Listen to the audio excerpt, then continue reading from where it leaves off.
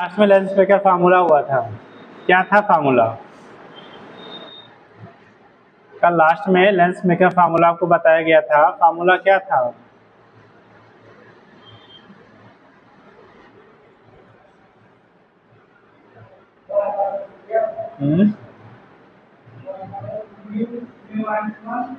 जी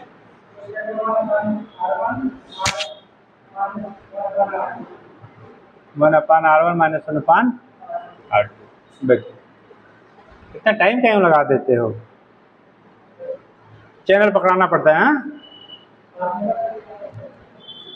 जब क्वेश्चन लगाएंगे फार्मूलों पे तो ऑटोमेटिकली याद हो जाएगा, है ना? ठीक, चलो अब बोला गया था बेटा जो लेंस मेकर फार्मूला था 1/F इक्वल टू 1 क्या mu minus 1 1/R1 minus 1/R2 आपने लिखा था। अब अलग अलग कंडीशंस के लिए अगर हम लोग फार्मूला रिलेट करते हैं बेटा तो उस केस में रिलेशंस आपके अलग अलग होंगे। अगर इक्यू बाई कॉन्वेक्स तो सेम यही तो लिखा था ना। अगर हम लोग बात करते हैं for equibiconvex lens,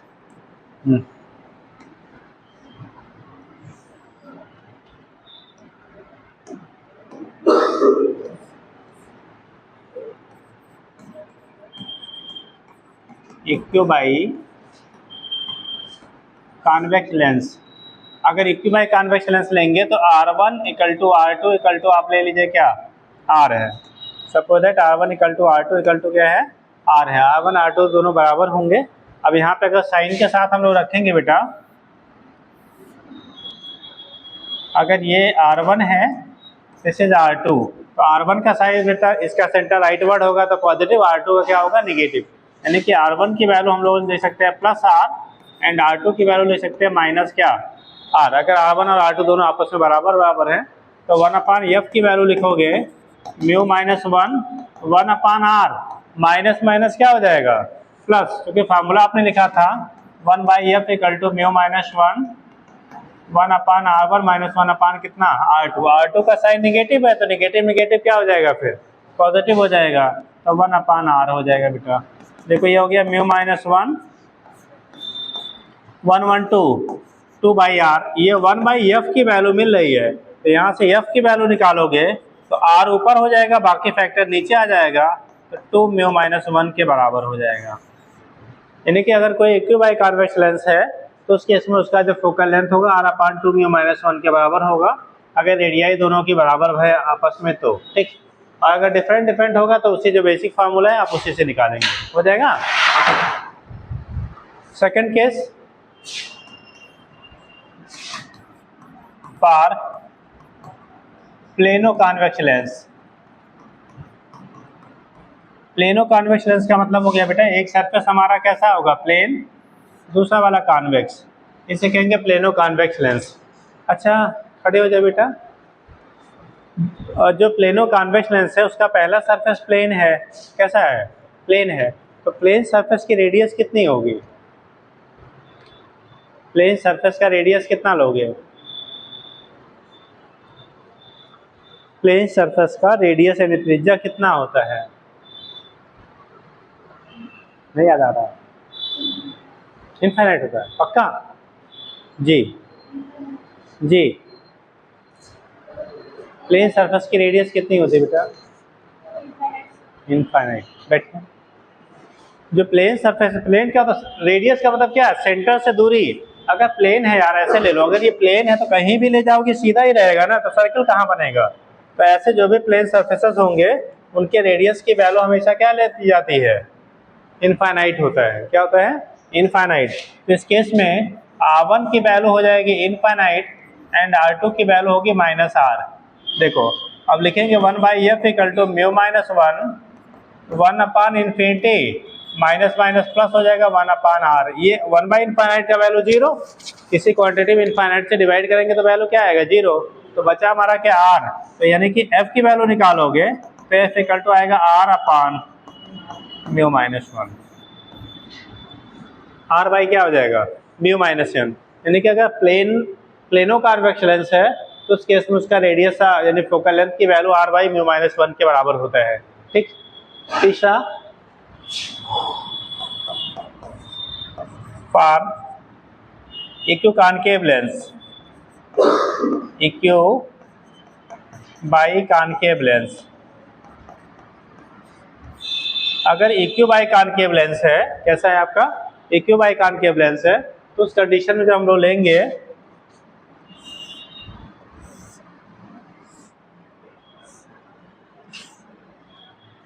चलिए साहब, हाँ खड़े हो जाओ भैया। इसके लिए R1 की वैल्यू क्या होगी, R1 की value sign positive negative, R2 क्या होगा, पॉजिटिव। बैठिए, R1 लेफ्ट साइड में से सेंटर होगा बेटा ना, लेफ्ट साइड में होगा तो क्या होगा, R1 की वैल्यू -R के बराबर एंड R2 की जो वैल्यू होगा ये +R के बराबर, R1 -R, R2 +R, R1 -R, R2 क्या हो गया आपका +R हो गया। ठीक, तो कंडीशन क्या बनेगा, देखो 1/f = μ-1, 1/R1 की जगह पर -R, -1 कितना, दूसरा वाला +R है, रखिए चाहे ना रखिए, तो प्लस माइनस माइनस हो जाएगा, तो वैल्यू आ गई 1/f = μ-1, ये भी माइनस ये भी माइनस, तो -2 कितना R, तो f की वैल्यू निकालोगे तो -R/2 ब्रैकेट में μ-1 हो जाएगा। यानी कि जो फोकल लेंथ आपका होता है किसका, कौन से लेंस का, EQ बाई कॉनकेव लेंस का, उसके लिए आपका क्या निकालेंगे, R/-R/2 μ-1। माइनस आने का मतलब क्या, फोकल लेंथ निगेटिव हो गया, क्योंकि लेफ्ट साइड में होगा प्रिंसिपल फोकस और यहाँ पे क्या था, राइट साइड में होगा, इसलिए यहाँ पे साइन हमारा पॉजिटिव आता है। ठीक, और ऐसे ही करेंगे for plano concave lens. Plano concave की बात करोगे बेटा तो कैसे, ये होगा R1 की वैल्यू क्या लेंगे, इनफाइनाइट प्लेन सरफेस हो गया, और दूसरा R2 की वैल्यू राइट साइड में है तो प्लस क्या हो जाएगा, R हो जाएगा। R2 की वैल्यू R हो गया और R1 की वैल्यू इनफाइनाइट हो गया, तो रिलेशन आप लिखेंगे 1/f = μ-1, 1/∞ माइनस क्या 1/R, ये रिवर्स करोगे बचेगा बेटा -R/, अगर f की वैल्यू निकालेंगे तो ये वाला फैक्टर नीचे और ये फैक्टर 0 हो गया था, μ-1, तो फोकल लेंथ की वैल्यू होगी -R/, μ-1 के क्या हो गया, बराबर हो गया। तो यहाँ से आप रिप्रेजेंट कर लेते हैं क्या होगा इनकी क्या, अब अगर रिलेट करोगे, ठीक है, क्या करें आप रिलेट करेंगे बेटा, तो देखो जो प्लेनो की कंडीशन आप ले रहे हैं तो वहाँ पे फोकल लेंथ की जो वैल्यू आपकी हो रही है वो पहले बाई के रिस्पेक्ट में 2 गुना हो जा रहा है, कितने टाइम हो रहा है, 2 टाइम्स आपका हो जा रहा है। ठीक,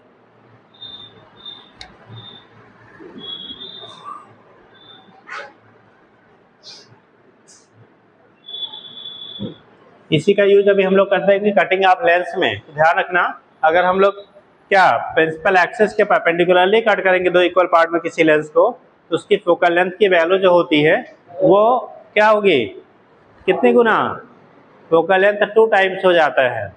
अगर कोई लेंस है मान लो बाई कॉन्वेक्स हो चाहे बाई कॉनकेव है, अगर उसका फोकल लेंथ f है बेटा, उसको 2 इक्वल पार्ट में किससे परपेंडिकुलर टू द किसके प्रिंसिपल एक्सिस के परपेंडिकुलरली अगर आप कट कर देंगे तो उसके फोकल लेंथ की वैल्यू पहले की 2 गुनी हो जाएगी और पावर जो होगा वो आधा हो जाएगा। ठीक, अभी कटिंग ऑफ लेंस जब लिखेंगे हम लोग बात करेंगे तो वहां बताएंगे। ठीक, तो ये तो हो गया लेंस मेकर फार्मूला। दूसरा आपने पढ़ा होगा बेटा लेंस फार्मूला। देखो लेंस मेकर फार्मूला रिलेशन था refractive index, radii of curvature of क्या लेंस एंड फोकल लेंथ। और जब हम लोग लेंस फार्मूला पढ़ते हैं तो position of image, position of object and focal length के बीच में वो रिलेशन को क्या करता है, रिप्रेजेंट करता है। तो लिखिएगा लेंस, अभी करेंगे कटिंग, अभी आगे पढ़ेंगे। हो गया बेटा, सुपर फास्ट ट्रेन कर लो अपना। हाँ,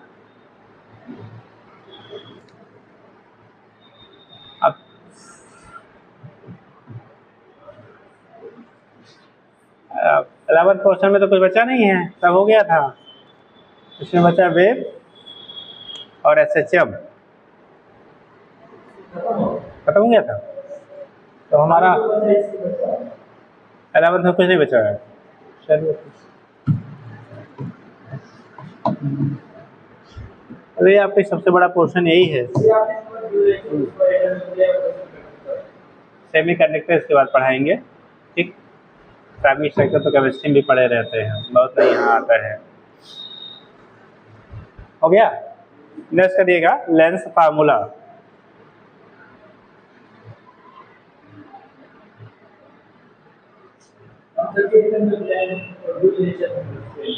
हाँ बसता है, क्यों जी?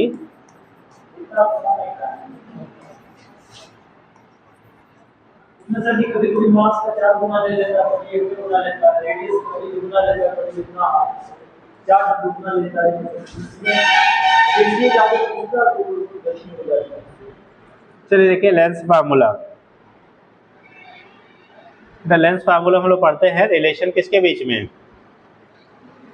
Object distance, image distance and focal length of क्या? लेंस। तो लिखिएगा, ठीक है, lens formula show the relation, lens formula show the relation.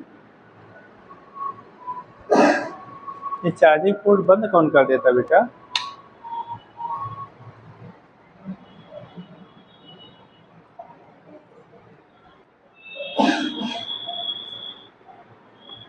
Lens formula represent relation between object distance u, comma image distance v and focal length f,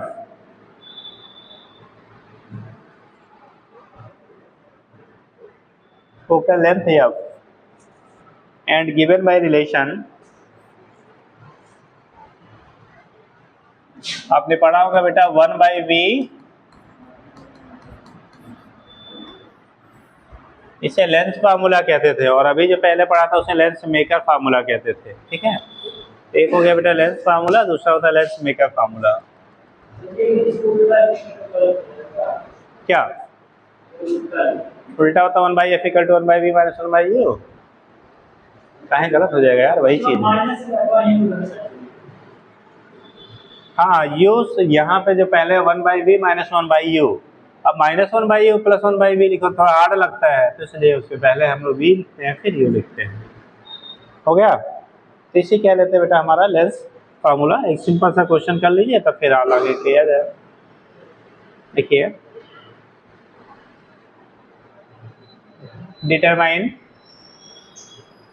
determine distance of image, determine distance of image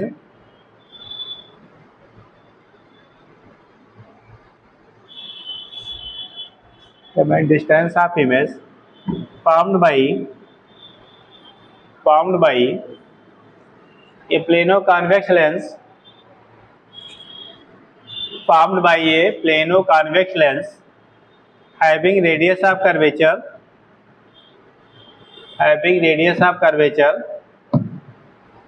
of curved surface, radius of curvature of curved surface is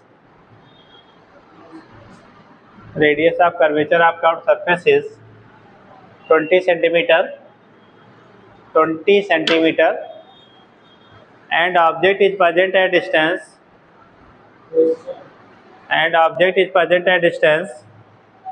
60 centimeter from the lens. Object is present at distance 60 centimeter from the lens. Object कितने distance पे है? 60 centimetre from the lens.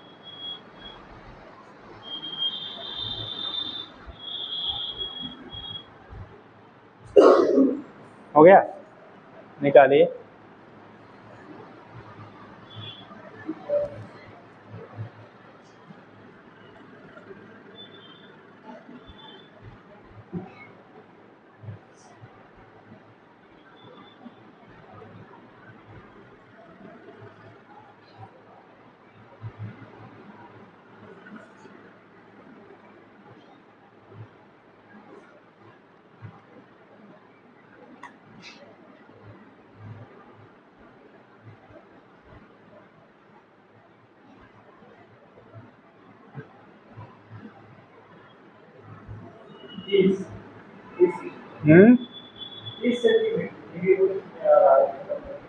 कितने लोगों ने बोला 30 centimetre?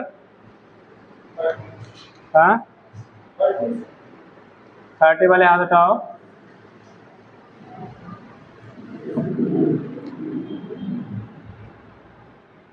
Follow निकालिए।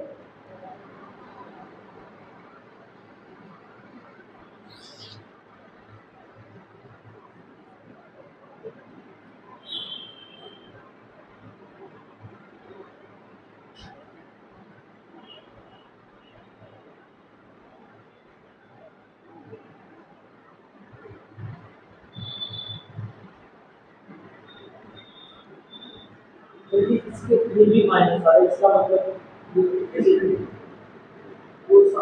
Object जो है वो 60 पे रखा है, ये सिंबल है, ये धनिया से 60 माइनस होना पड़ है, धनिया से 60 माइनस 20 से ना पड़े, तो इसका मतलब यहाँ बन रहा है। माइनस में आ रहा होगा तो उधर बनेगा फिलहाल। नहीं, ऐसा नहीं है, यहाँ पर भी आया है, वो तो चेक करना पड़ेगा। आपका राइट है, रॉन्ग है, फिर से चेक करिए। आया बेटा? देखो, आपको प्लेनो कॉन्वेक्स लेंस दिया गया है। अब प्लेनो कॉन्वेक्स लेंस के लिए अभी हमने बोला फोकल लेंथ की वैल्यू होता है बेटा कितना, r/μ-1, अभी जस्ट बताया है, ठीक। r की वैल्यू 20, रेडियस कितना बोला? अरे रेडियस पढ़ के बताओ यार।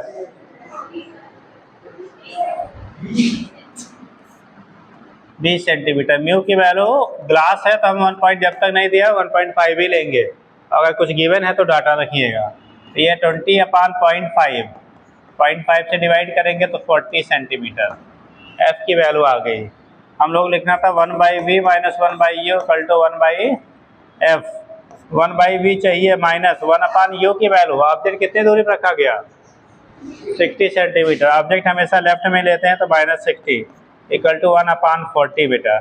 इधर ये माइनस माइनस प्लस होगा, उधर जाएगा तो माइनस हो जाएगा, तो 1/v = आएगा 1/40 - 1/60। LCM will be 120। यहाँ से 40 से डिवाइड करेंगे तो 3 टाइम जाएगा, 60 डिवाइड करेंगे 2 टाइम जाएगा, बचेगा 1/120। तो v की वैल्यू आ गया 120 सेंटीमीटर। आपका 30 निगेटिव कैसे आ रहा था जी? हाँ, क्या है था? कैसे? ऊपर का फार्मूला गलत हो गया था। अरे इसीलिए देवियों अभी आप लोगों के लिए रेडीमेड फार्मूला बना दिया था भाई, जो बताने की जरूरत नहीं होती है। तो क्या करने के लिए उसको लिखती है? देखो पलटो पन्ना, देखो इसीलिए तो ये रेडीमेड करके बना दिया। तो ये तो बताया ही था, फिर इसको बताने की क्या जरूरत थी? अरे तो तुम्हारे पास शेफ कहाँ था? हाँ, बनाना हो सब्जी आटा डाल के बना देगी। हाँ जी, कुछ दिक्कत है? अच्छा, आ गया था। चलो जल्दी करो। हो गया बेटा? तो ये केस है, जो चीज़ें हमें नीड है पहले हम इसको क्या करेंगे। जैसे आपको बोला क्या, आप कुछ कोई डिश बनाने जा रहे हो तो उसके रॉ मटेरियल तो हमें चाहिए पहले ना। तो रॉ मटेरियल क्या करना पड़ेगा? आपको कलेक्ट करना पड़ेगा। अब खेत से ला रहे हो, बाजार से ला रहे हो, पड़ोसी से मांग ला रहे हो या चुरा ला रहे हो, तो आप पे डिपेंड करेगा, है ना। जैसे पड़ोसी देख के चीटिंग मार लेते हैं हम लोग, है ना, भले पड़ोसी गलती किया हो। हाँ ठीक, चलो क्लास आप लोग का अनाउंस था, फिजिक्स ही है। हाँ, आप ही ने पूछा था।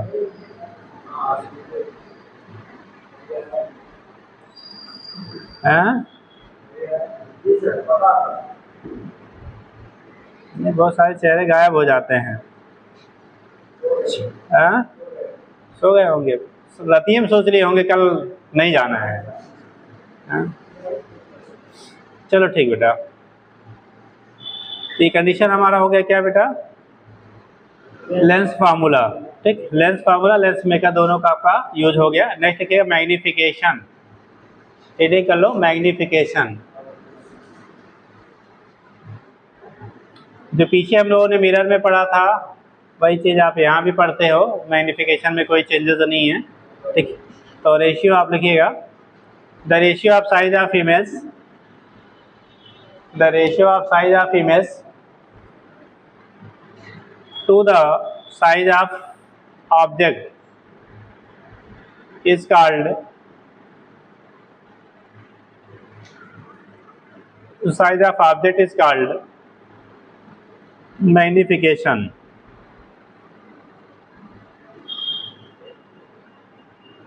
पहला लिखिए इसमें ट्रांसवर्स मैग्निफिकेशन,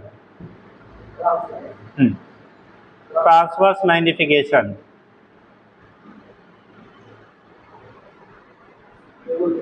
ठीक। ट्रांसवर्स मैग्निफिकेशन, TRANSVERSC बेटा, ट्रांसवर्स मैग्निफिकेशन।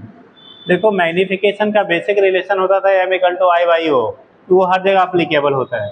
अब रिलेशंस बेटा अलग अलग केसेस में फिर चेंज होंगे, ठीक है, बाकी जब रिलेट करते हैं, बट ये है कि बेसिक जो रिलेशन है ऑलवेज हम लोग M=I/O लेते हैं, ठीक। तो जब ट्रांसवर्स मैग्निफिकेशन की बात करेंगे तो M=I/O, यही इक्वल टू हो जाएगा बेटा V/U। मिरर के केस में आपने लिया था -V/U, यहाँ पर जाएगा V/U। और जब हम लोग फोकल लेंथ और ऑब्जेक्ट डिस्टेंस के टर्म में लेंगे तो F/F+U, और जब ऑब्जेक्ट फोकल लेंथ और इमेज डिस्टेंस के टर्म में लेंगे तो F-V/F। देखो पीछे भी ये चीज़ें हम लोगों ने लिखा था। तो ट्रांसवर्स मैग्निफिकेशन की जब बात करते हैं क्या आएगा बेटा, M=I/O सबसे बेसिक रिलेशन, दूसरा V/U, तीसरा F/F+U, चौथा F-V/F। तो ट्रांसवर्स मैग्निफिकेशन के लिए इतने रिलेशंस आपके हैं लेंसेज में। लेंसेज के केस में आपको इतने रिलेशंस ट्रांसवर्स मैग्निफिकेशन में आते हैं। अभी क्वेश्चन लगाते समय जो इन्फॉर्मेशन दिया रहेगा, जैसे इमेज की साइज ऑब्जेक्ट की साइज दिया है तो पहला, वैसे ही दिया नहीं जाएगा मोस्ट ऑफ केस में, ठीक, कभी कभी दे देते हैं। दूसरा डिस्टेंस ऑफ इमेज और डिस्टेंस ऑफ ऑब्जेक्ट दिया गया तो सेकंड पार्ट, फोकल लेंथ और ऑब्जेक्ट डिस्टेंस दिया गया तो थर्ड पार्ट, और अगर फोकल लेंथ और इमेज का डिस्टेंस दिया गया है तो फोर्थ पार्ट, ठीक। तो जो इन्फॉर्मेशन रहेगा उसके अकॉर्डिंग क्वेश्चन यूज करिएगा, ठीक है, नोट कर लीजिए।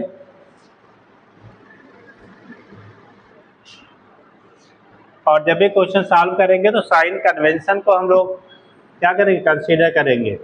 जो साइन है उसके लिए उस साइन कन्वेंशन को आप कंसीडर करेंगे जब भी इस क्वेश्चंस को आप यूज करिएगा, ठीक है। नेक्स्ट लिखिएगा, longitudinal magnification, longitudinal magnification.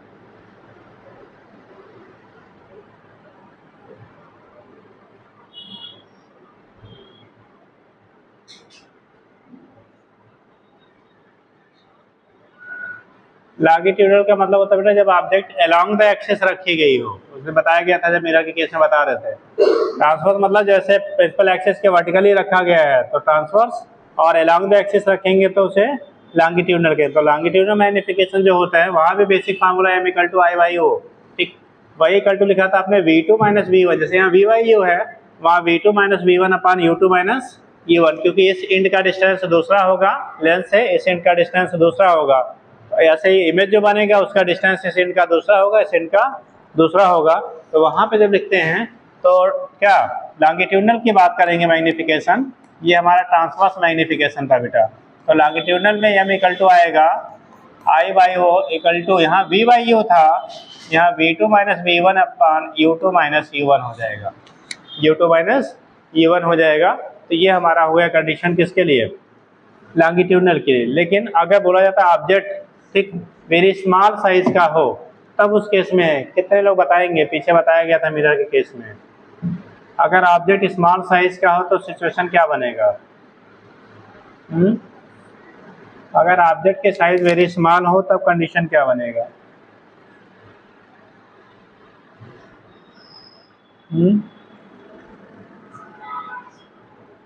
Object अगर स्मॉल साइज का है तो सिचुएशन क्या बनेगा,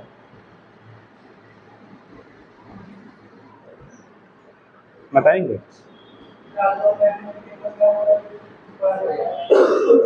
उसका क्या कर लेंगे बेटा, स्क्वायर कर लेंगे। बैठिए, ठीक। तो जब हम लोग बात करेंगे तो उस केस में उसको डिफरेंशियल स्मॉल साइज के लिए फिर डिफरेंशियल टर्म आपने यूज किया था, m equal to d v upon d u, यही इक्वल टू लिखा था वी वाई यू का whole square equal to f upon f plus u का whole square equal to f minus v upon f का whole square. तो वही जो हमारा ट्रांसवर्स था, ठीक है। तो यहाँ पे लिखेंगे फॉर वेरी स्मॉल ऑब्जेक्ट,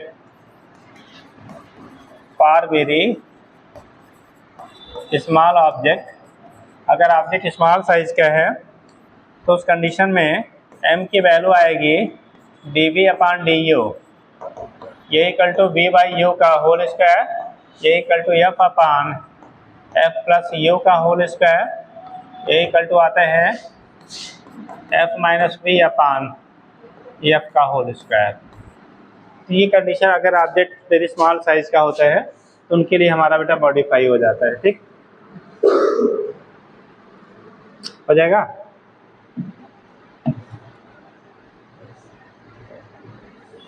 तो ग्रुप में कुछ लाइन ऑनलाइन भी पढ़ लेते हैं क्या, ग्रुप में कुछ लोग ऑनलाइन भी पढ़ लेते हैं क्या? किसी ने कल मैसेज डाला था, कौन डाला था? हाँ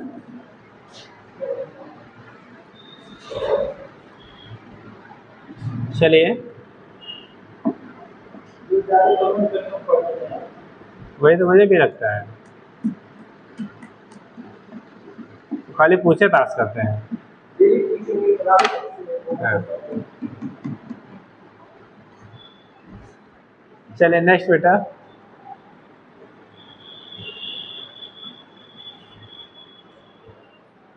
एरियल मैग्निफिकेशन। एरियल मैग्निफिकेशन अगर टू डायमेंशनल ऑब्जेक्ट होता है तब उसके लिए हम लोग यूज़ करते हैं, तो लिखिएगा एरियल मैग्निफिकेशन।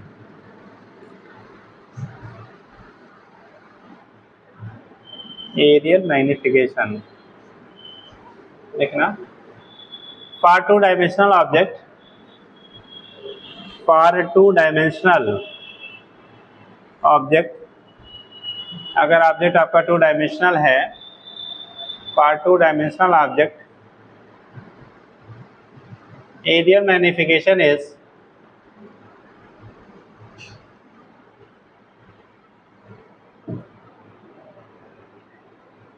given by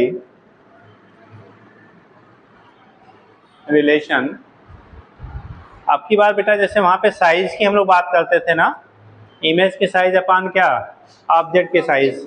जब एरियल की आप बात करोगे, किसकी बात करेंगे, एरियल मैग्निफिकेशन की हम लोग बात करेंगे, तो area of the image upon area of the क्या, ऑब्जेक्ट। बेसिक रिलेशन होगा area of the image upon area of the object. तो एम एस की जो वैल्यू होती है, एम एस से भी दिखाते हैं, एम ए से भी दिखाते हैं, एम एस की वैल्यू होगी ए आई अपान ए ओ, ठीक।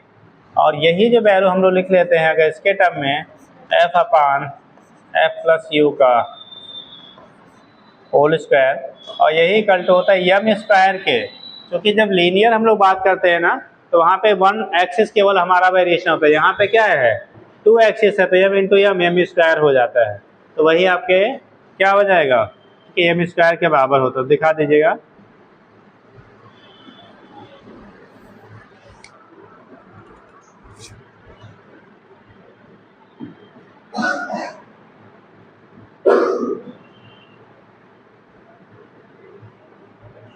एक क्वेश्चन बेटा जरा पूछा गया है करंटली, अगर आपको ऑब्जेक्ट की डिस्टेंस, ऑब्जेक्ट का क्या वेलोसिटी दिया गया है और आपको इमेज की वेलोसिटी निकालनी हो, ठीक। आपको बोला गया था बेटा कि जो किसी भी ऑब्जेक्ट के रिस्पेक्ट में इमेज की जो वेलोसिटी होती है वो वेरी करता है, डिपेंड करता है position of the object. Starting में ध्यान रखो, जब बोला गया था कि इसके लिए इमेज फॉर्मेशन बोला गया था लेंस से, तो जब इनफाइनाइट पे ऑब्जेक्ट था तो इमेज कहाँ बना था, फोकस पे। और जब ऑब्जेक्ट इनफाइनाइट से 2f तक पहुंचता है तो इमेज f से चल के केवल 2f तक पहुंचता है। मतलब जब तक ऑब्जेक्ट को इनफाइनाइट से 2f जितने टाइम में आएगा उतने टाइम में इमेज f से चल के 2f तक पहुंचता है। जब ऑब्जेक्ट 2f पे रखा था तो इमेज भी 2f पे बना था, और फिर जब 2f से ऑब्जेक्ट f की तरफ आता है इमेज बड़ी तेजी से 2f से दूर जाना शुरू करता है, और जब ऑब्जेक्ट 2f से चल के f पे पहुंचता है उतने टाइम में इमेज कहाँ से 2f से चल के फिर से इनफाइनाइट पे पहुंच जाता है। यानी स्टार्टिंग में ऑब्जेक्ट के क्या स्पीड ज़्यादा होगी, इमेज की कम होगी, बाद में बेटा इमेज की ज़्यादा हो जाती है और ऑब्जेक्ट की कम हो जाती है। ठीक, तो ये केस आपका होता है। तो उसके बीच में हम लोग रिलेट करते हैं ऑब्जेक्ट स्पीड और इमेज के स्पीड में क्या रिलेशन बनेगा। तो लिखिएगा relation between object and image speed.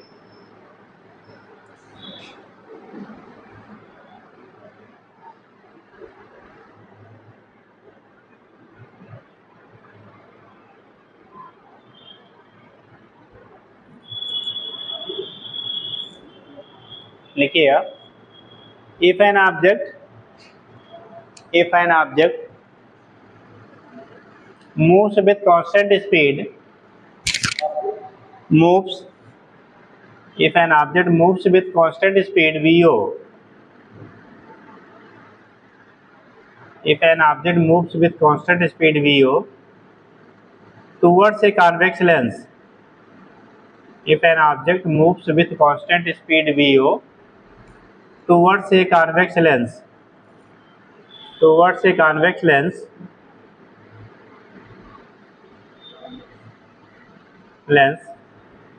from infinity to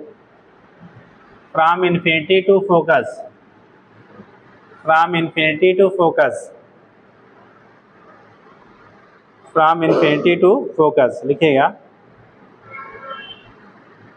infinity to focus लिखिए, then the image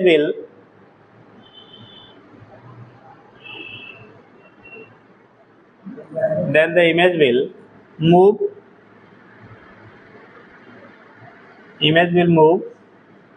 slower in the beginning, image पहले धीरे धीरे मूव करेगा, slower in the beginning and then faster,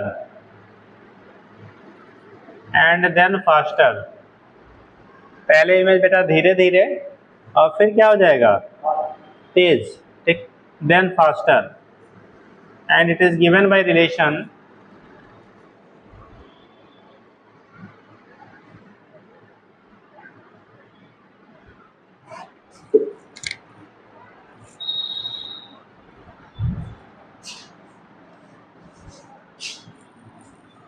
अगर VO बेटा ऑब्जेक्ट की वेलोसिटी है और VI जो है वो इमेज की वेलोसिटी है। ठीक, तो VI की जो वैल्यू होगी ये होगा VO पैकेट में F आपका फोकल लेंथ है और नीचे आपका जो होता है बेटा F प्लस U ऑब्जेक्ट की डिस्टेंस होगी जिस स्टैंड पे आप निकाल रहे हो। ठीक, VI equal to VO F plus क्या U, where VO speed of क्या ऑब्जेक्ट और ये वैल्यू जनरली हम कांस्टेंट ले रहे हैं, VI speed of image, U distance of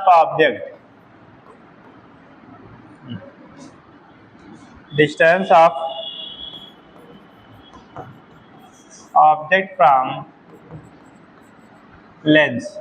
ये फोकल लेंथ जान ही रहे हो यार। ठीक, तो ये कंडीशन आपका होता है, यहाँ से हम लोग रिलेट कर लेते हैं। ठीक, कैसे VI की वैल्यू आपकी चेंज होगी।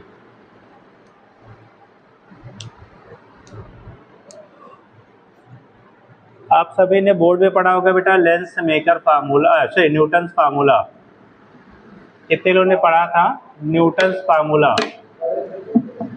पढ़े तो भूल गए थे? कितने लोग पढ़ के याद रखे हुए हैं? ऐसा कोई है?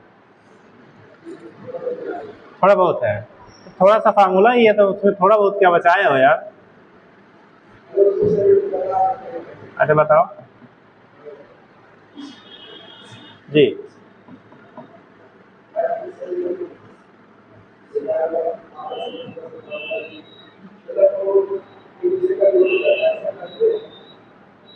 कौन यूज कर रहा है?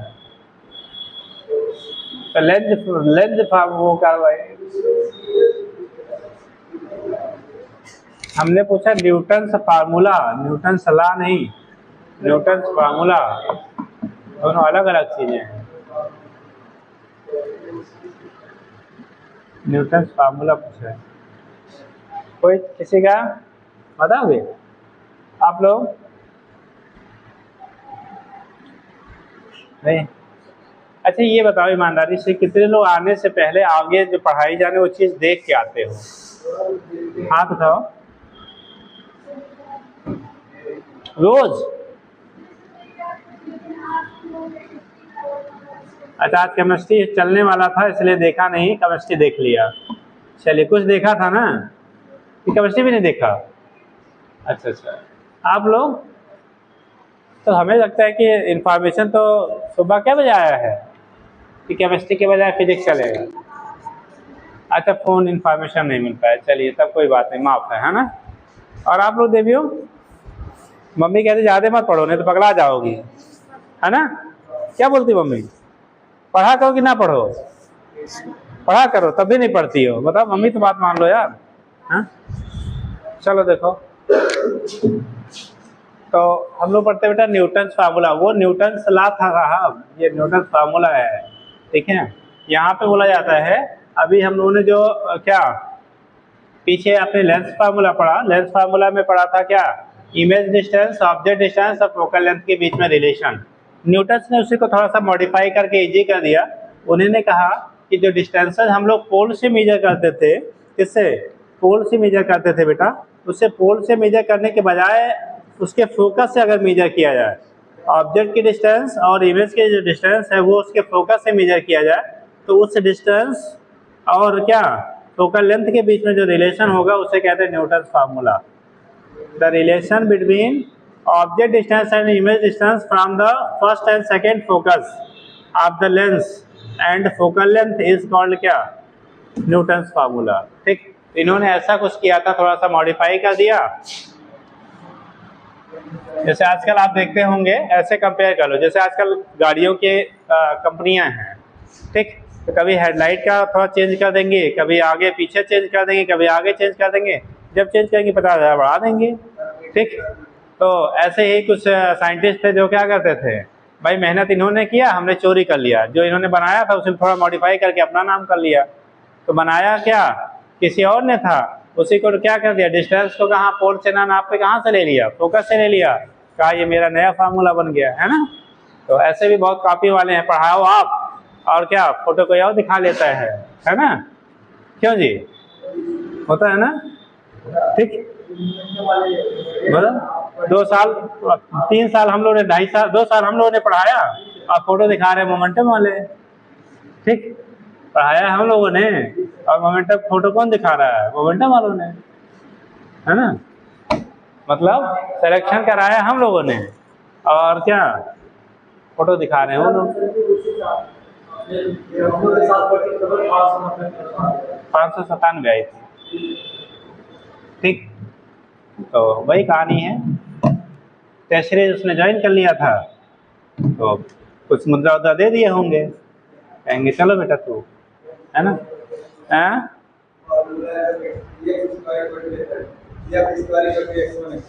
अच्छा F square equal to X, इतना देर बाद आया, तब तक तो एग्जाम का वो घंटी बज जाएगा, कहोगे चलो बेटा घर, है ना।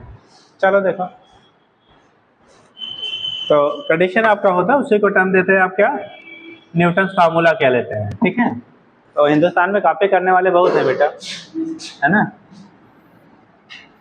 कितने पता पढ़े आप और नौकरी दूसरे ने कर लिया। अभी नए जमाने में तो नहीं हो पा रहा, पुराने जमाने में पता सर्टिफिकेट इनका है, नौकरी इन्होंने कर लिया, या सर्टिफिकेट इनका है, नौकरी उन्होंने कर लिया, है ना। अभी देखो पकड़ा नहीं गई टीचर उचर कि पता किसी और के नाम पे नौकरी कर रहे थे, कितने तो रिटायर हो गए।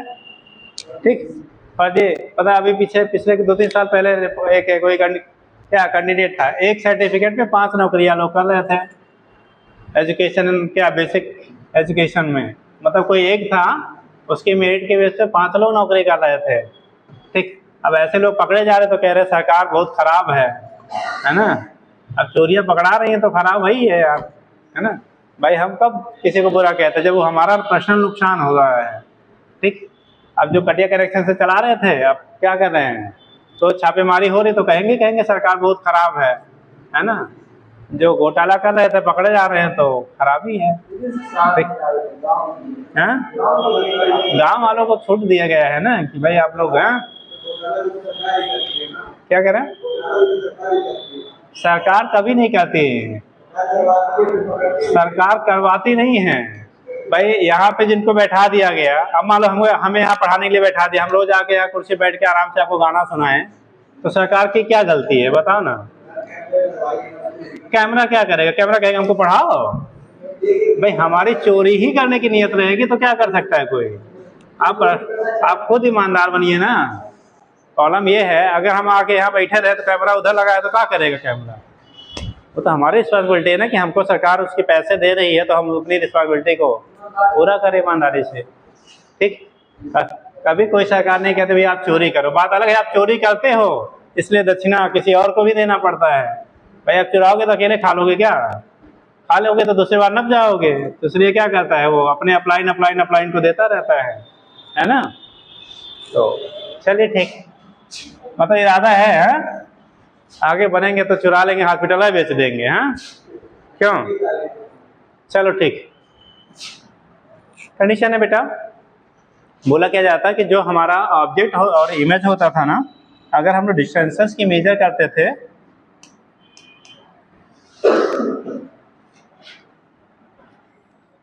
मान लो ये फोकस है, हम लोग एक फर्स्ट फोकस कहते थे, एक सेकेंड फोकस कहते थे बेटा। एक फर्स्ट होता था, दूसरा सेकेंड होता था। मान लो एफ है, दोनों एक ही बाई कॉन्वेक्स लेंस रहेगा तो दोनों डिस्टेंसेस सेम रहेंगे, ठीक।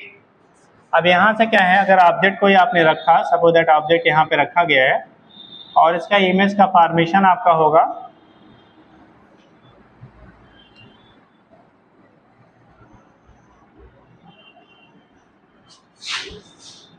मान लो इमेज ये बन रहा है कुछ, ठीक। समथिंग ये ऑब्जेक्ट था, इसका इमेज हुआ। अब ये जो अभी तक हम लोग डिस्टेंस कहाँ से लेते थे? पोल से लेते थे उसके। अब ये पोल से मेजर करने के बजाय कहाँ से मेजर कर लें? फोकस से, उस साइड के फोकस से। यानी इधर मान लो हमारा फर्स्ट है, इधर वाला x2 है सेकेंड फोकस।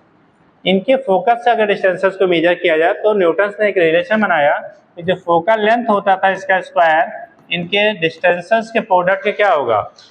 बराबर होगा। या f की वैल्यू जब लिखेंगे तो इधर से स्क्वायर हटाओगे तो इधर क्या आ जाएगा? रूट में आएगा। रूट x1 इंटू x2 के बराबर होता है। मतलब जो चीज़ हम लोग 1/v minus 1/a equal to 1/f लिखते थे, उसी को इन्होंने थोड़ा सिंप्लीफाई कर दिया कि अगर वो डिस्टेंस कहाँ से मेजर किया जाए? फोकस से। कहाँ से मेजर कर रहे हो आप? फोकस से मेजर कर रहे हैं, तो उस केस में फोकस से डिस्टेंसेस, दोनों साइड के जो डिस्टेंसेस का प्रोडक्ट, ठीक है, उसके फोकल लेंथ के स्क्वायर के बराबर होता है। या फोकल लेंथ की वैल्यू दोनों साइड के स्क्वायर के रूट के क्या होगा? बराबर होगा। तो उसके बेस पर आपका रिप्रेजेंटेशन हो जाता है, हो जाएगा। तो ये चीज़ें आपकी होती है, यहाँ से आपका दिखा लेते हैं क्या होगा न्यूटन फार्मूला, उसके बेस पर रिप्रेजेंटेशन हो जाता है। तो लिखिएगा, स्टेटमेंट लिखिएगा, है ना? कुछ लिखा है कि नहीं? देखो न्यूटन फार्मूला है, निकल लिया? लिखिएगा, if the distance of object, if the distance of object x1 and image x2, if the distance of object x1 and image x2 are not measured, distance of object x1 and image x2 are not measured from optical center but from first and second principal foci, then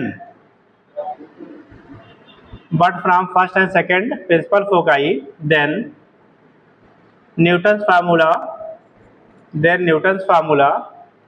states, अब ऐसे बना लो बेटा, note कर लीजिए।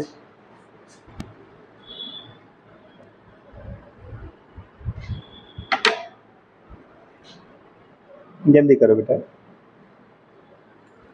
एक लंबा topic है और टाइम कम है।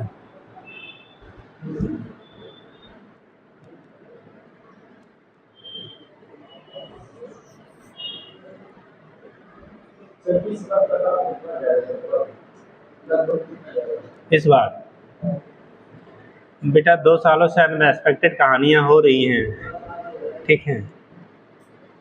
अनएक्सपेक्टेड हो रहा है। क्या होगा रिजल्ट आने से पहले क्या किसी ने पिछले साल सोचा था जो पेपर लेवल था उस पेपर लेवल के अकॉर्डिंग इतना कट ऑफ जाएगा? ठीक, तो चीज़ें हैं, अगर सब कुछ सही रहा तो फिर वही पुरानी जो मेरिट होती थी वैसे बनेगी। अगर पेपर आसान आ गया तो मेरिट बढ़ सकती है, पेपर टफ आ गया तो घट सकती है। ना तो क्वेश्चन तो पहले भी तो क्वांटिटी तो 180 पे ही होता था। हाँ, 20 क्वेश्चन आपको मिल जाते थे जो आप ऑप्शनल थे तो उसमें आप ऐड कर सकते थे, तो टाइम बढ़ गया था। तो 20 क्वेश्चन पढ़ना भी तो पड़ता था आपको। ठीक, कुछ अब देखो क्या होता है। फिलहाल उतनी नहीं जानी चाहिए जितनी गई थी, बट जब तक रिजल्ट नहीं आ जाए तो जैसे हम क्या आपको शराफत सिखाए हैं और आप रोज़ नए नए नुस्खे ढूंढो क्या करने के लिए, तब क्या करेगा सरकार भैया? जैसे हर लोग क्या करते हैं, सरकार को ही क्लेम करते हैं, बट उसमें करने वाले हैं ना। अब मान लो हम पढ़ा रहे हैं, अब कोई यहीं पे क्या दिमाग घर पे रख के बैठा हुआ है खाली, तो क्या कर सकते हैं? ठीक, तो सिचुएशन ये है कि सरकार बचाती है ना हो, इतनी सारी चीज़ें हो रही, लेकिन फिर भी चोर चोरी कर लेते हैं। और चोरी करने वाला करवाने वाला दोनों को अगर ऐसे कुछ सज़ा मिल जाए, ठीक, कि फिर करने कराने लायक ना रहे, तो फिर ऐसा कभी नहीं होगा। लेकिन हमारे यहाँ क्या है, पॉलिसियाँ कुछ ऐसी हैं, जो करोड़ों रुपया कमाएगा 10 लाख दे देगा, फिर क्लीन चिट, ठीक, कोई प्रूफ ही नहीं मिला और वो सब कुछ ओके है ना। पकड़ा कौन जाता है? हमेशा गरीब। और जो घोटालेबाज होता है पहले वो हिस्सा बांटे रहता है कि पकड़े जाने के बाद इतना बिना कुछ कहें दक्षिणा दे देंगे, और लेने के बाद बहुत ऐसे लोग हैं जो बिक जाते हैं।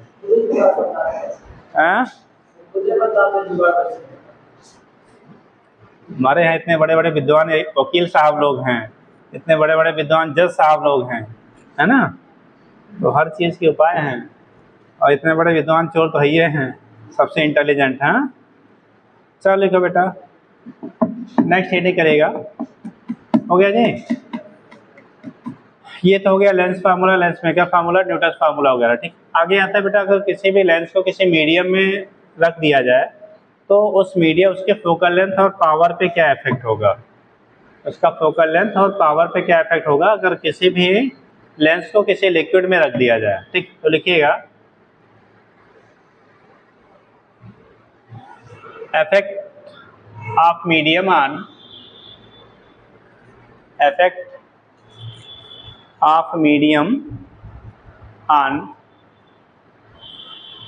focal length and power of lens. Focal length and power of lens. Focal length and power of lens. हो गया, focal length and power of lens. देखो, अब कोई भी अगर बेटा लेंस है उसे हम लोग कहाँ एयर में रखा जाए। ठीक, मान लो हमने क्या किया, पहले इसको बाहर एयर है और ये हमारा इसका रिफ्रैक्टिव इंडेक्स मान लो a म्यू जी है। ठीक, तो उस केस में रेडियस r1 r2 है। r1 r2 की वैल्यू हम लोग इक्यू बाई कॉन्वेक्स ले लेते हैं बेटा। ठीक, तो इसको अगर एयर में हम लोग फोकल लेंथ के लिए लिखते थे तो 1/f लिखा था बेटा mu minus 1/r1 minus 1/r2, ये फार्मूला लिखते थे। ठीक, अगर r1 और r2 दोनों सेम है, कैसे हैं, r1 और r2 की वैल्यू सेम है या डिफरेंट है, जो भी आप रिलेशन निकाल लीजिए। अगर इसी लेंस को, ये तब के लिए था जब हम लोगों ने एयर में रखा था, अगर इसी को किसी लिक्विड में रख लिया जाए, जैसे किसमें, इस लेंस को इसके सराउंडिंग में बेटा एक लिक्विड भर दिया जाए, लेंस वही है। ठीक, तो ये a म्यू जी वाला है और इसका मान लो l म्यू जी है लिक्विड पे। ठीक, ऐसे कर लो।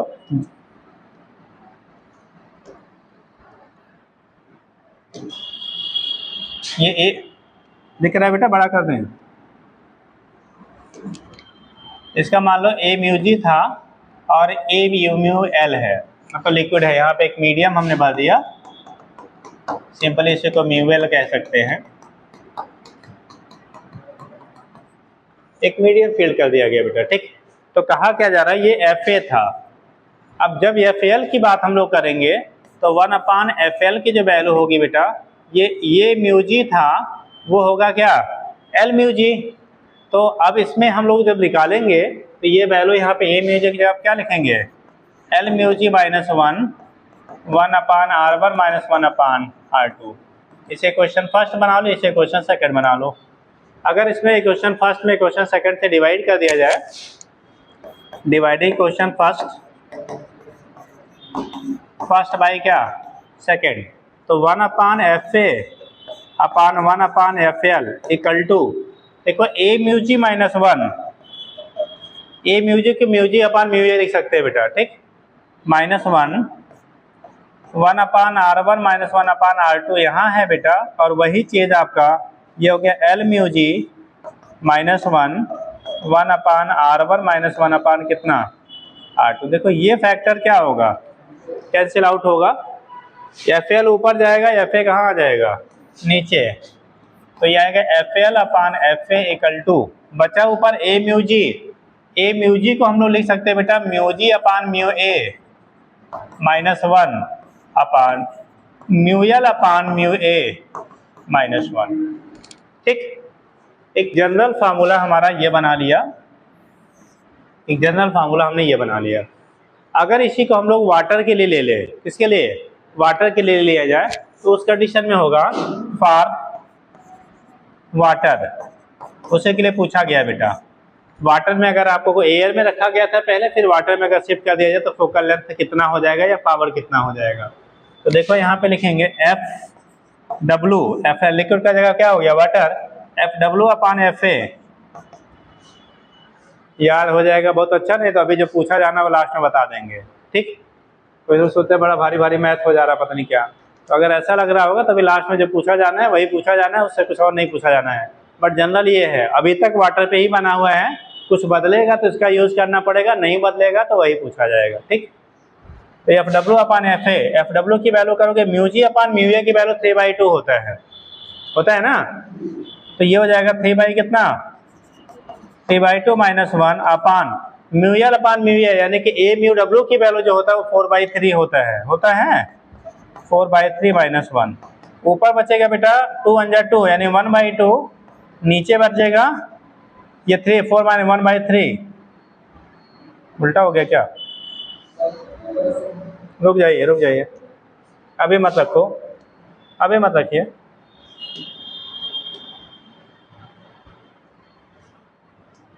पहले हम इसको अलग कर लेते तब करिएगा, ठीक। तो ये हो गया बेटा, इसको एलसीएम ले लो, तो mu g minus mu A upon mu W minus mu A upon mu ए, ये दोनों उड़ा दो बेटा, ठीक। और म्यू जी 1/2 4/3, तो छोटा तो नहीं बेटा, रुक जाओ। ये हो गया 3/2 माइनस 1 अपान 4/3 माइनस 1, तो बचा हमारा यहाँ पे 1/2। रेशियो कहीं छूट रहा है क्या, म्यूएल, अरे यहीं से चेंज हो गया, रुक जाओ बेटा, तब ये सेट नहीं हो रहा है। ये यहाँ पे था L म्यू जी, क्या था आपका L म्यू जी है बेटा, L म्यू जी, तो यानी कि mu l upon mu G upon mu L है बेटा। ये लिखा था A म्यू जी माइनस 1, ये था L म्यू जी माइनस 1, तो यहाँ पे आएगा mu G upon mu L, mu G upon mu water minus 1। अब रखो, इसीलिए वो गड़बड़ हो रहा था। यहाँ से लेंगे आपने वैल्यू निकाल लो, FL upon FW upon FA equal to mu ji upon mu A 3/2 minus 1। अब जरा इसको हम अलग से आपको समझा दे रहे हैं। रिलेटिव रिफ्रैक्टिव इंडेक्स बताया था बेटा, रिलेटिव रिफ्रैक्टिव इंडेक्स निकालेंगे तो म्यू जी अपान म्यू ए, mu G upon mu W निकालना है हमें, यानी डब्ल्यू म्यू जी चाहिए हमें। तो म्यू जी की वैल्यू 3/2 अपान ये होता 4/3, ये 3 ऊपर जाता था 339 अपान कितना 8, तो यहाँ पे आएगा 9/8 - 1 बेटा। ऊपर बचा 1/2, नीचे बचा 1 बाई कितना, अरे 8 हुआ एलसीएम, तो 9 में से 8 घटाया बचा 1/8, और यहाँ पे 2 एलसीएम हुआ, 3 में से 2 घटाया 1/2, तो ये 8 ऊपर और ये 2 नीचे, कितने बार गया 4 टाइम्स। तो FW अपान FA यहाँ पे रखने में उल्टा हो गया था, इसीलिए वो, तो वैल्यू कितना आ गया 4, या कह सकते हो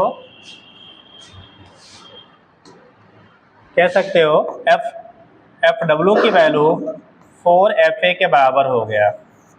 यही पॉइंट आपको पूछा जाना है कि अगर किसी लेंस को एयर से वाटर में शिफ्ट कर दिया जाए, एयर से कहाँ पे वाटर में शिफ्ट कर दिया जाए, तो उसकी फोकल लेंथ की वैल्यू एयर के रिस्पेक्ट में कितना गुना हो जाएगा, तो कितना गुना हो गया 4 गुना। और चूंकि आप जानते हैं P = 1/f होता है, सिंस P = कितना 1/f, तो फोकल लेंथ अगर बढ़ रहा है तो पावर क्या होगा, बढ़ेगा घटेगा,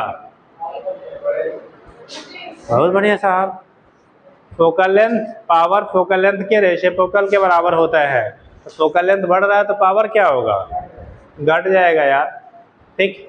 तो PW की जो वैल्यू होगी ये PA बाई क्या होगा, पावर एयर की तुलना में 1/4 हो जाएगा, फोकल लेंथ एयर की तुलना में 4 गुना हो जाएगा, 4 टाइम्स हो जाएगा। तो ये कंडीशन आपका होता है कि बेटा अगर किसी मीडियम में हम लोग शिफ्ट कर देंगे किसी लेंस को, तो उसके फोकल लेंथ और पावर पे क्या रिलेशन बनेगा, ये सिचुएशन बनता है। यहाँ से नोट कर लीजिएगा,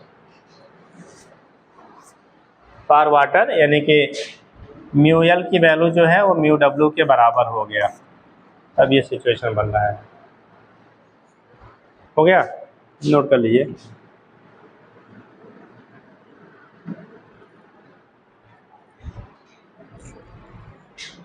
जल्दी करो।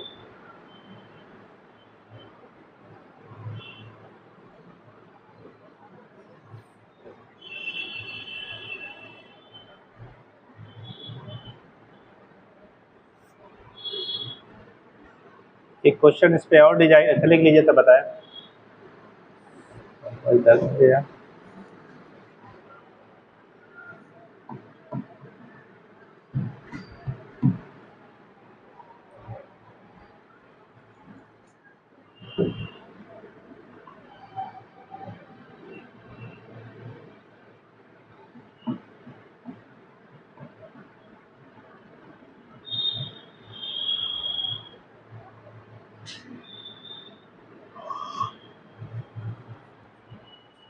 ये यहाँ का पार्ट नहीं बेटा, ये आपको समझाने के लिए लिखा है,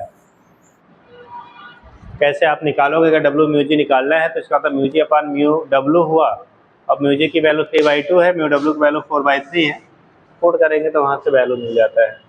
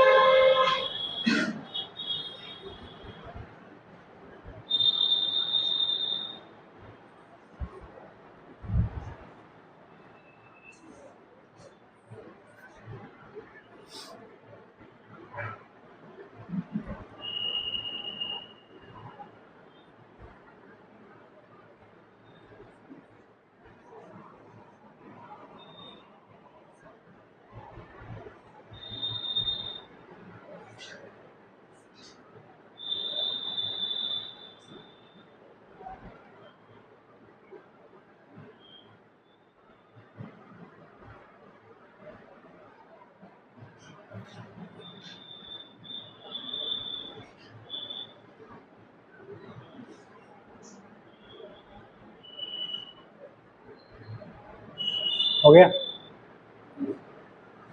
चलिए। अब यहाँ पे सिचुएशन बनता है बेटा, अगर आपका जो मीडियम है, लिक्विड है, अगर लिक्विड का क्या रिफ्रैक्टिव इंडेक्स की वैल्यू लेंस मटेरियल से कम होता है, तब तो जो नेचर आपका लेंस का होगा वो रिमेन से सेम रहेगा, मतलब कॉन्वेक्स होगा तो कॉन्वेक्स जैसे ही काम करेगा, पावर ऑफ फोकल लेंथ केवल बदलेंगे। लेकिन अगर जो मीडियम लिया है आपने, इसके रिफ्रैक्टिव इंडेक्स की वैल्यू लेंस से ज़्यादा हो जाए, तो उस केस में आपका जो है नेचर जो लेंस का होता है वो रिवर्स हो जाता है, यानी अगर कॉन्वेक्स होगा तो कॉनकेव जैसे काम करेगा, कॉनकेव होगा तो कॉन्वेक्स जैसे काम करेगा, ठीक। और तीसरा पॉइंट बनता है, अगर आपका लेंस का और जो मीडियम आपने यूज़ किया जिसमें रखा दोनों का रिफ्रैक्टिव इंडेक्स सेम सेम हो जाए, तो उस केस में आपका वो एज ए प्लेन स्लैब काम करेगा। कैसे काम करेगा? एज ए प्लेन स्लैब, यानी प्लेन स्लैब की तरह काम करेगा, वो फिर लेंस जैसे बिहेव नहीं करेगा। तो 3 पॉइंट बनता है बेटा, तो यही कर लीजिए नीचे एरो लगा के। If mu G greater than mu L,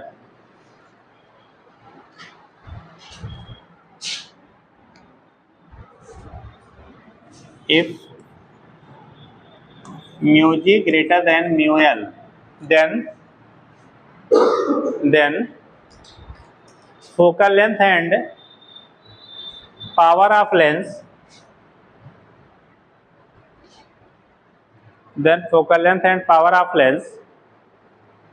will be changes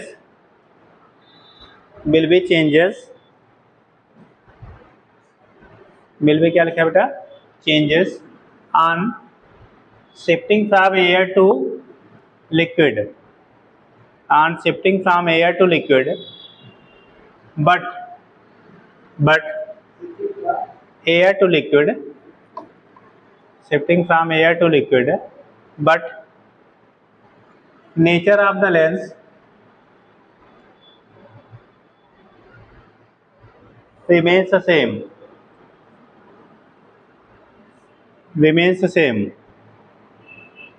that is convex behaves as convex,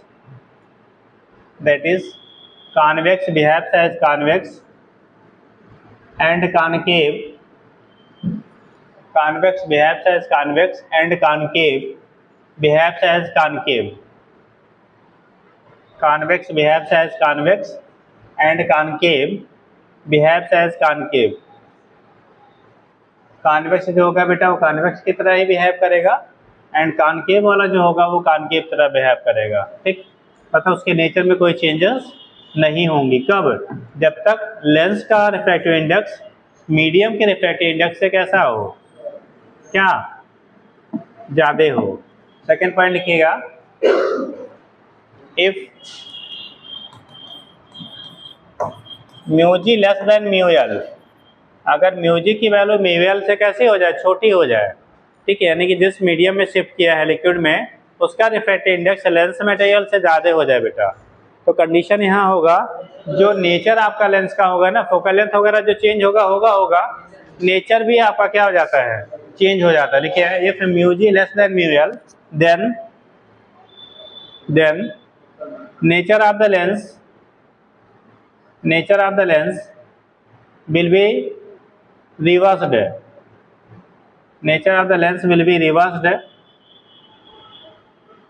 that is convex lens behaves as concave, and concave lens behaves as convex। हो गया? कॉन्वेक्स, ठीक। तो अगर liquid का जो refractive index है बेटा ज़्यादा हो जाए किससे? लेंस से, तो उल्टा जो कन्वर्ज कर रहा था वो डाइवर्स करने लगेगा, जो डाइवर्स कर रहा था वो कन्वर्ज करने लगेगा, यानी कन्वर्जिंग लेंस का बिहेवियर डाइवर्जिंग हो जाएगा, और डाइवर्जिंग वाला क्या हो जाएगा? कन्वर्जिंग हो जाएगा, ठीक। और तीसरा, थर्ड होगा यहाँ पे कॉन्वेक्स कैसा?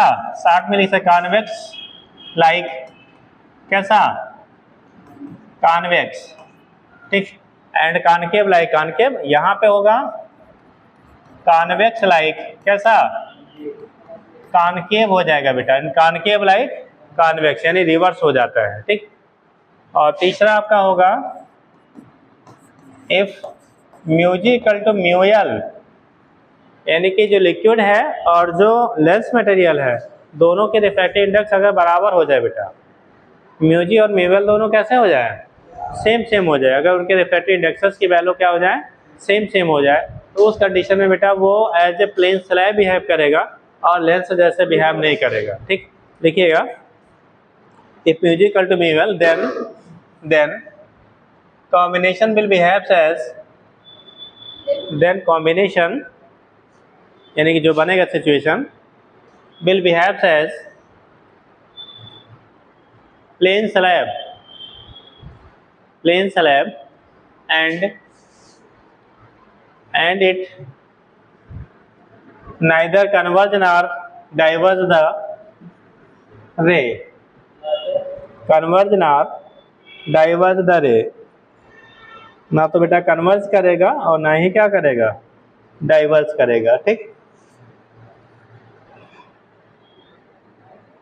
neither कन्वर्ज ना डाइवर्स द रे, तो जैसा रहेगा वो ऐसा ही रहेगा, उसमें कोई चेंजेस नहीं होंगे, हो जाएगा। तो जो रे आएगी जैसे आएगी वैसे सीधा सीधा पास हो जाएगी, ना तो उसको कन्वर्ज करेगा ना ही उससे क्या करेगा, आपका डाइवर्स करेगा। तो इस केस में हम लोग यहाँ से रिप्रेजेंट कर लेते हैं बेटा। ठीक, चलिए नेक्स्ट आपका आता है बेटा cutting of lens. Cutting of lens time पे भी होगा ना,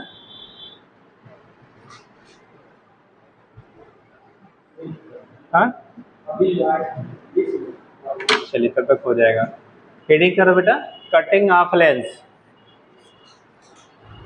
कटिंग ऑफ लेंस।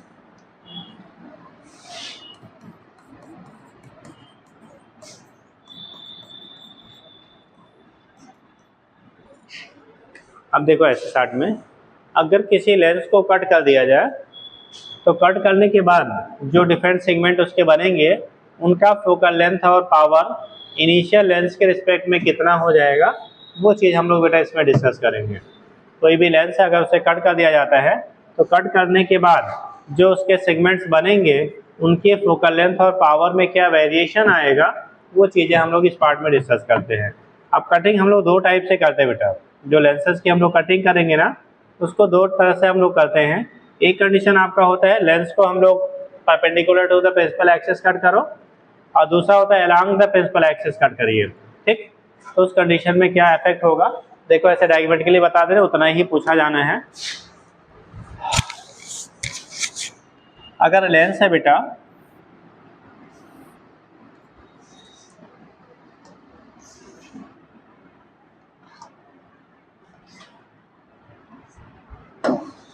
अगर लेंस है ऐसे रखा गया है, ठीक, मान लो ये प्रिंसिपल एक्सिस है ये। अब इसे हम लोगों ने क्या किया, दो पार्ट में कहाँ से उसके परपेंडिकुलरली दो पार्ट में कट कर दिया। जब दो पार्ट में आप कट करोगे बेटा, ऐसे दो इक्वल पार्ट में कट करेंगे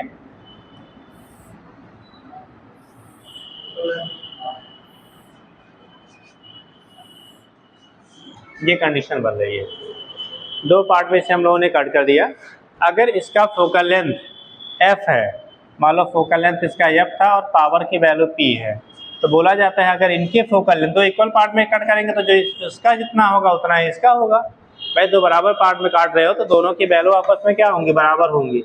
लेकिन वो f डैश और p डैश जो होगा इसका, ये इस f और p के रिस्पेक्ट में कितना हो जाएगा।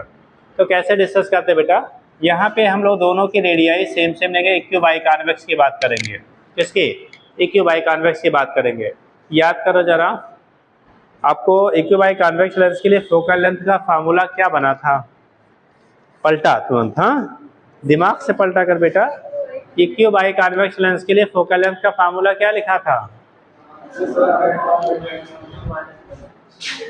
एफ इक्वल टू कितना, r अपान 2 म्यू माइनस 1, ये लिखा था ना। तो पावर करोगे उल्टा हो जाएगा, p की वैल्यू नीचे वाला ऊपर, ऊपर वाला नीचे हो जाएगा, 2 म्यू माइनस 1 अपान r। ये ओरिजिनल के लिए हो गया, याद रहेगा। हमने अब ये प्लेन हो गया बेटा, एक सरफेस तो कर्व्ड है लेकिन एक वाले के लिए कितना हो गया रेडियस, तो प्लेनो कॉन्वेक्स वाली कहानी हो गई जी। क्या हो गई, प्लेनो कॉन्वेक्स वाली। अब प्लेनो कॉन्वेक्स के लिए फोकल लेंथ का फार्मूला क्या आया था भैया, खड़े हो जाओ, खड़े हो जाओ। एफ इक्वल टू एफ, मान लो हमने एफ डैश ले लिया, एफ की वैल्यू कितनी आ रही है?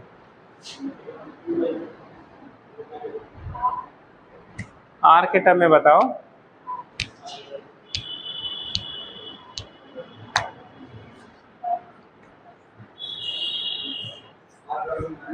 आर अपान म्यू माइनस 1 बताया था भैया। अरे इसीलिए तो तोड़ फाड़ के पहले बता दिया है यार, कि बार बार वही चीज ना बतानी पड़े। कल भी बताया था, आज भी बताया है ना। अब देखो यहाँ से अगर इसे क्वेश्चन फर्स्ट कर लिया जाए, इसे सेकंड कर लिया जाए, इसे थर्ड बना लिया जाए और इसे फोर्थ पी डैश भी। अच्छा पहले इसको कर लेते हैं भाई। क्वेश्चन क्या, फर्स्ट एंड थर्ड, फर्स्ट और थर्ड को कंपेयर करो तो एफ डैश की जो वैल्यू होगी R upon two mu minus 1, यहाँ पे आर अपान म्यू माइनस 1 है बेटा, तो इसका मतलब 1 अपान 2, यहाँ पे क्या था, इसका आधा था ना, और ये उसका दूना है। तो अगर इन दोनों को कंपेयर करेंगे तो इसका कितने गुना हो जाएगा? 2 गुना, यानी 2f के बराबर हो जाएगा। बुझे कि फिर से बताएं? नहीं बुझे? सही बताओ, झूठ नहीं बोलना। अरे भाई बेटा यहाँ आर अपान म्यू माइनस 1 है ना, आर अपान कितना है? Mu minus 1। यहाँ आर अपान 2 म्यू माइनस 1, इतने पोर्शन को अलग कर लो यार। इसकी जगह पे हम लोग एफ डैश लिख सकते हैं भाई। इसकी जगह क्या लिख सकते हैं हम लोग? F dash. तो f equal to f dash upon 2, तो एफ डैश इक्वल टू 2 इधर चला जाएगा तो 2f नहीं हो जाएगा, तो F dash equal to 2f हो गया। और जब एफ डैश की वैल्यू 2f हुई तो पी डैश की वैल्यू कितना हो जाएगा? अगर फोकल लेंथ दूना हुआ तो पावर क्या? आधा। पी डैश की वैल्यू p/2 जी। यहाँ पे 2 म्यू माइनस 1 अपान आर था, वहां पे हो जाएगा म्यू माइनस 1 अपान आर। ठीक, तो ये 2 गुना है, वो आधा हो जाएगा, तो क्या हो गया? पी डैश की वैल्यू p/2 के बराबर हो जाएगा। बुझे? ये हम लोग जब वर्टिकली यानी कि परपेंडिकुलर टू एक्सिस कट करेंगे तब की कहानी है, याद रखिएगा। ठीक। अच्छा अगर इनको जोड़ दिया जाए फिर से तब क्या होगा जी? अगर इन्हीं को अब इसी से बता दें, जैसे ऐसे काटा और उसके बाद ऐसे जोड़ दिया। मान लो हमने क्या किया, दोनों काटा था,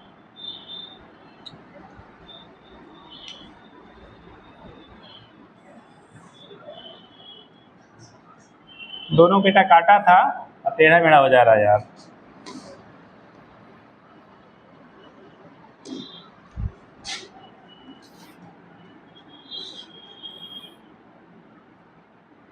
यहाँ से हम जोड़ लेते हैं।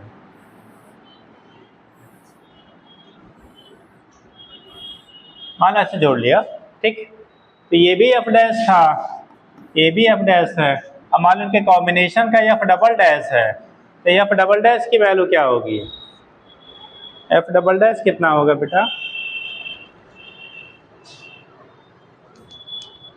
हाँ,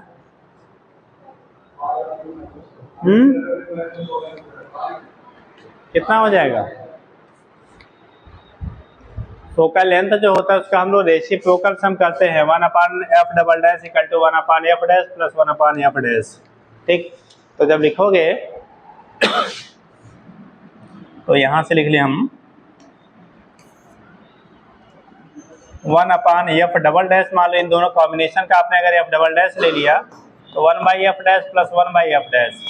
1 बाई एफ डैश की वैल्यू 1 बाई कितना था? 2f plus 1 by 2f equal to 1 upon F double dash. इस पूरे कॉम्बिनेशन का एफ डबल डैश ले रहे बेटा, तो ये आएगा 1 upon F double dash equal to 2 upon 2f। F f cancel, तो एफ डबल डैश की वैल्यू कितनी आ गई? फिर f and p double dash की वैल्यू क्या हो जाएगी? मतलब दोनों को फिर सटा के रख देंगे ना, तो फिर से उसी की तरह जैसे पहले था वैसे हो जाएगा, चाहे आप ऐसे रखो या आप ऐसे रखो, ध्यान रखिएगा।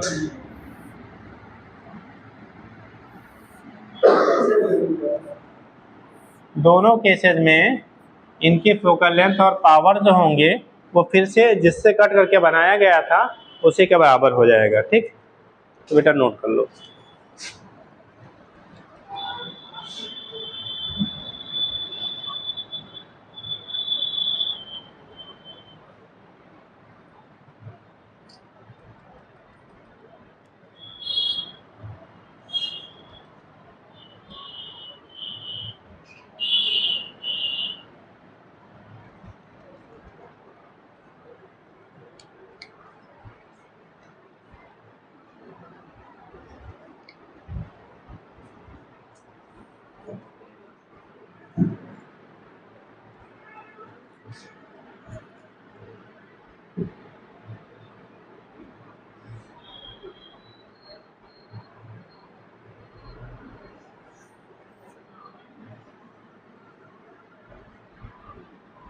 हो जाएगा।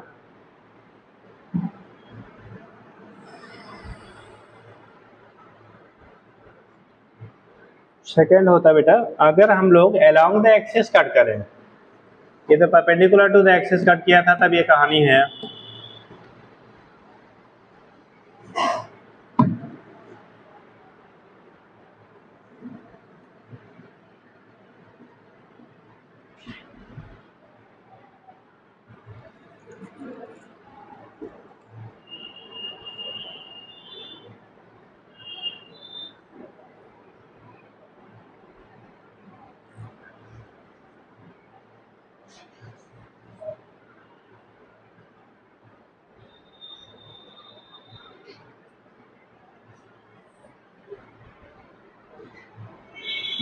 हो गया।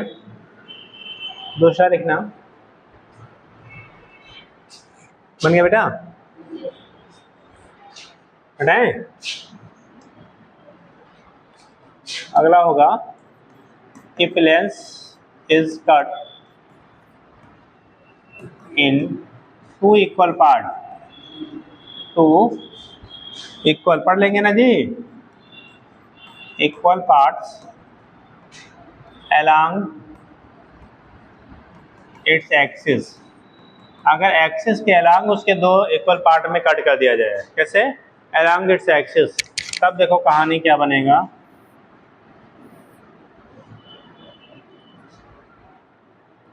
ये आपका एक्सिस है, हम लोग ने अब की बार कटिंग जो की जा रही है बेटा ना, इस बार की जो कटिंग की जा रही है ऐसे की जा रही है, इसी एक्सिस के अलॉन्ग दो पार्ट में आपने कट कर लिया। तो जब दो पार्ट में कट करेंगे ना,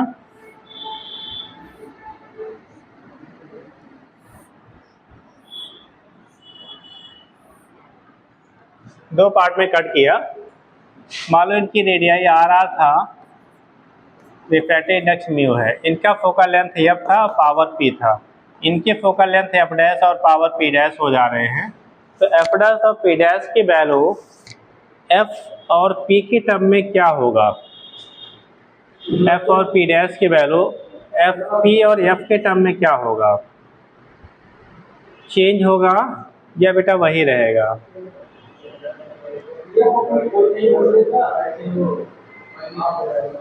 हाँ, इंटेंसिटी घटेगी बढ़ेगी, और फोकल लेंथ क्यों, कारण बताओ।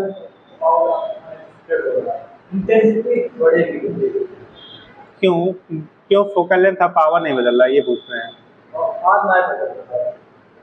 आर भी नहीं बदल रहा, और जो लेंस के अंदर जो लेंस इसका बना वो भी नहीं बदल रहा है। चलिए देखिए, जब हम लोगों ने ऐसे कट किया बेटा, तो भाई वही रेडियस इधर का भी है, वही रेडियस इधर भी है, वही रेडियस इधर भी है, वही रेडियस इधर भी है, रेडियस में कोई चेंज नहीं हुआ ना। जो रिफ्रैक्टिव इंडेक्स इस मटेरियल का था उतना ही रिफ्रैक्टिव इंडेक्स क्या होगा, इनका भी है ना। रिफ्रैक्टिव इंडेक्स में कोई चेंजेस हुआ और ना ही आपके रेडियस में चेंजेस हुआ। हम लोग फोकल लेंथ के लिए फार्मूला पढ़ा था 1/f = μ - 1 1/r1 - 1/r2। तो ना R1 R2 बदल रहा है और ना ही रिफ्रैक्टिव इंडेक्स बदल रहा है, तो यहाँ लिखेंगे 1/f डैश की वैल्यू भी क्या आएगी, μ - 1 1 क्या R1 - 1/r2। जो सिचुएशन यहाँ था वही सिचुएशन हमारा यहाँ है, तो ना तो R1 बदला, ना R2 बदला, ना म्यू बदला।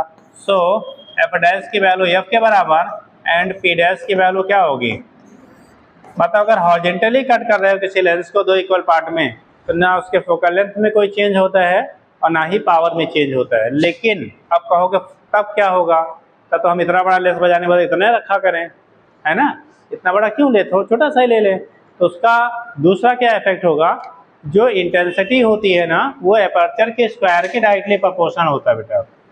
इंटेंसिटी ऑफ द इमेज यानी कि जो प्रतिबिंब बनेगी उसकी जो क्या होगी, ब्राइटनेस होगी, चमक होगी, तीव्रता होगी वो उसके अपर्चर के स्क्वायर के प्रोपोर्शन होता है। अब देखो अपर्चर पहले इतना बड़ा था, अभी अपर्चर इतना बड़ा रह गया, तो अपर्चर हाफ हुआ तो इंटेंसिटी 1/4 हो जाएगा। यानी कि जो इसकी ब्राइटनेस होगी ना, इमेज जो ये बनाएगा वो पहले का 1/4 हो जाएगा, 1/4 बचेगा। ठीक है, मतलब क्लियर नहीं दिखाई पड़ेगा। जैसे आप छोटा सा शीशा लगा लो, छोटा सा शीशा लगा लो, जाके वहाँ से देखो तो पूरी बॉडी दिख जाएगी आपको, लेकिन पतला नाक कान नजर ही नहीं आ रहा है।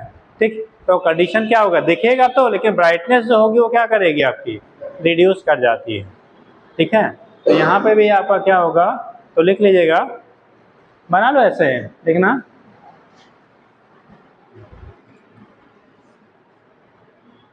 बोले लिखना, in this condition focal length and power of each part, focal length and power of each part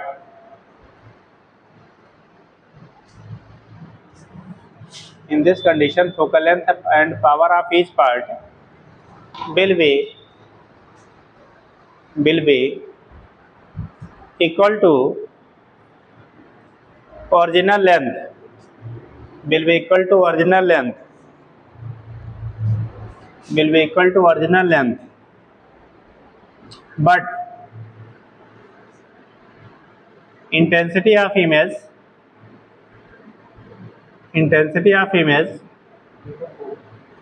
will be क्या करेगा बेटा, reduced, will be reduced due to aperture will be reduces, aperture मतलब उसकी साइज जो है, due to aperture will be reduces,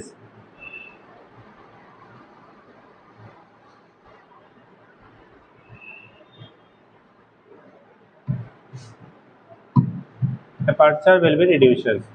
अब condition होता है, अगर इसी का कॉम्बिनेशन कर दिया जाए, नीचे लिखिए, if both part are recombined, if both part are recombined, अगर दोनों को कॉम्बिनेशन बना दिया जाए, देन, अब रिकॉम्बिनेशन यहाँ दो तरह से करते हैं बेटा, देखो, एक दोनों को ऐसे ऐसे रख लिया जाए पास पास, इसकी वैल्यू भी एफ था, इसका वैल्यू भी क्या था, सॉरी एफ था, दोनों के फोकल लेंथ हमारे कैसे थे, एफ एफ थे। तो इनका इक्विवेलेंट जब निकालोगे बेटा, तो 1/f डैश की वैल्यू आएगी 1/f प्लस कितना 1/f, यानी 2/f equal to 1/f dash, तो एफ डैश की वैल्यू f/2 हो जाएगा। सो पी डैश की वैल्यू, फोकल लेंथ आधा तो पावर कितना, ओरिजिनल का दूना। अगर ऐसे जोड़ देंगे तो फोकल लेंथ आधा हो जाएगा, पावर 2 गुना हो जाएगा, जस्ट दूसरा। अगर उल्टा आपने जोड़ दिया, उल्टा जोड़ने का मतलब बेटा, इसका टेल इधर बनाओ, एफ, ये देखो हमेशा वो बेस की तरफ क्या करता है, कन्वर्स करता है लाइट को। ठीक, तो ये इधर जितना कन्वर्स करेगा, ये उतना उधर की तरफ कन्वर्स करेगा, दोनों का डायरेक्शन अलग अलग होगा। तो यहाँ पे जो फोकल लेंथ मिलेगा एफ डबल डैश, इसकी वैल्यू इनफाइनाइट साहब, पी डबल डैश की वैल्यू 0। अगर रिवर्स में आप जोड़ देंगे तो फोकल लेंथ इनफाइनाइट हो जाएगा, क्योंकि एक जितना पॉजिटिव लेंगे दूसरा उतना नेगेटिव, नेट वैल्यू हमारी क्या, इनफाइनाइट, रिवर्स में जुड़ रहा है। ठीक, उस कंडीशन में फोकल लेंथ की वैल्यू इनफाइनाइट हो जाता, पावर की वैल्यू 0 हो जाएगा, याद रहेगा। तो इस केस में focal length infinite and power will be 0।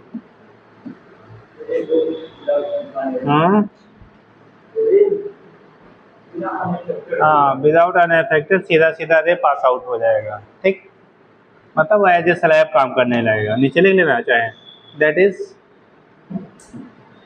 इसके नीचे जो बाद में बनाया है, that is combination will behave as plane slab या plane glass slab, combination will behave as plane glass slab.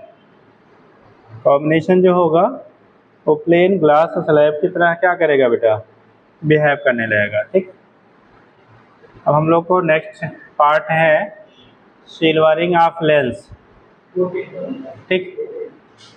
और देख चल कर चेक कर लिए जरा, डिफेक्ट ऑफ लेंस बचाया कि उड़ा दिया। फिर और उसके बाद आपका प्रिज्म आ जाएगा, आई डिफेक्ट वगैरह हटा ही दिया है, ये ख़त्म हो जाएगा। और फिर आपके इंस्ट्रूमेंट हो जाएंगे ऑप्टिकल इंस्ट्रूमेंट। मतलब अभी मान के चलिए कम से कम 3 लेक्चर लगेगा। अरे वैसे 12-15 लेक्चर में पढ़ाया जाता है, यहाँ तो अभी चौथा, तीसरा, चौथा, 3.5 लेक्चर हुआ। आज 3.5 लेक्चर हो गया, 3.5।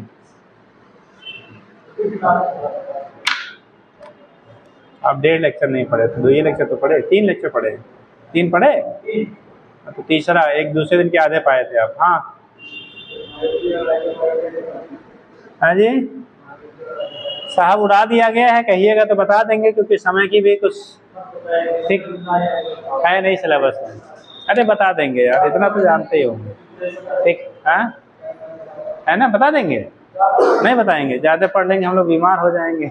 हाँ वैसे फिजिक्स से डराऊं होता है, ठीक। चलो चलो ठीक बेटा, चलिए अब सिल्वरिंग के लिए बताएंगे।